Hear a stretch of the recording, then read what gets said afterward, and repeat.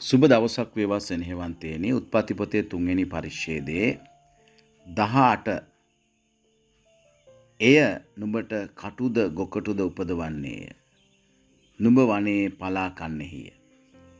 යයි දෙවියන් වහන්සේ මිනිසයාට පවසනවා. මිනිසයා නිසා 17 වෙනි පදයේ පවසන පරිදි භූමිය ශාප ලැබුවා.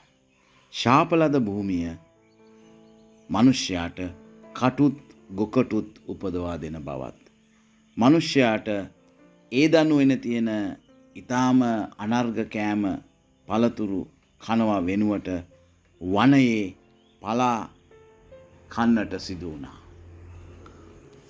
මහන්සි වෙලා කන්නට සිදු වුණා. දෙවියන් වහන්සේ නියම කර ඇති කරුණාවේ ආශිර්වාද භුක්ති විඳින්නේ නැතුව, දෙවියන් වහන්සේ සැලසුම් නොකළ මාවත්වල කාරණාවලට කැපවෙන්නාට මිනිසයාට සිදු වුණු දේ සිදු වෙනවා. ඔහු නිසා භූමිය ශාප ලැබුවා. භූමිය ඔහුට කටු ගොකොටු උපදවා දුන්නා. පළතුරු වෙනුවට වනයේ පලා ඔහුට කන්නට සිදු වුණා.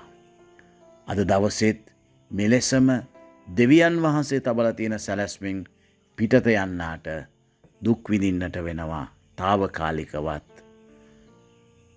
සදාකාලිකවත්.